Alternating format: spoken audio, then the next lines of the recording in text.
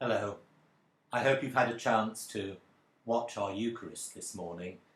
Now you've made yourself a cup of coffee or tea and are sitting down to listen to this. I've just reread the Gospel passage from my Bible, and you'll discover that it's one of those filleted passages. A portion has been omitted so that the lectionary compiler can get across the point he or she wants to get across without the distraction of that part in the middle. If you're interested, go away and find what the part in the middle is all about. But today's Gospel has so much in it. The thing I want to concentrate on is the last section.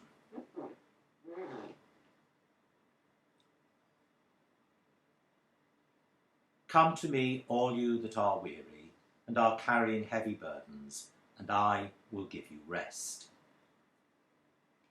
Being part and parcel of a church community quite often doesn't feel like that, does it? It doesn't feel like being given rest.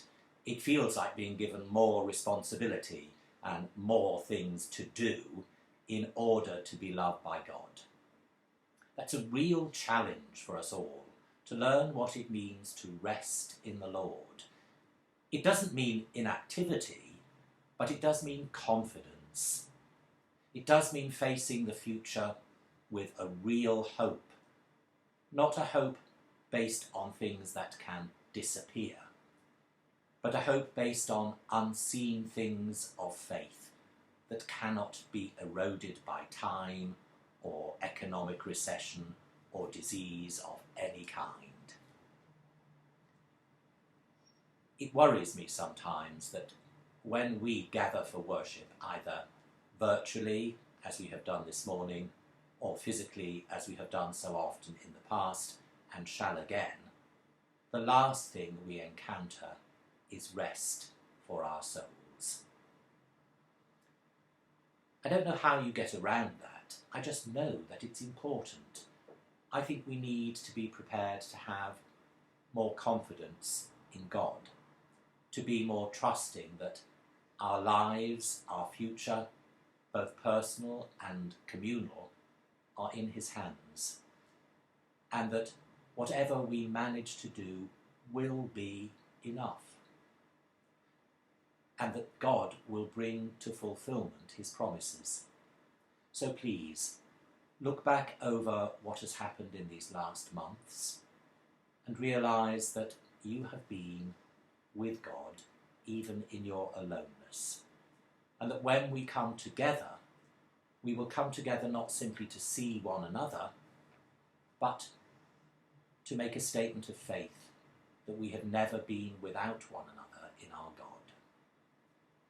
And then perhaps we'll learn to relax into and rejoice because of our church community. The hope that is fulfilled in it, despite the worries and responsibilities that come with it. So please, in this week ahead, try and rest in the Lord as you re-engage with society, with the new permissions to mix and gather, and make a point of thinking why you are gathering together. You're gathering together to share your common humanity. You're going to go and meet people whom God loves just as much as he loves you. Thank you. Goodbye.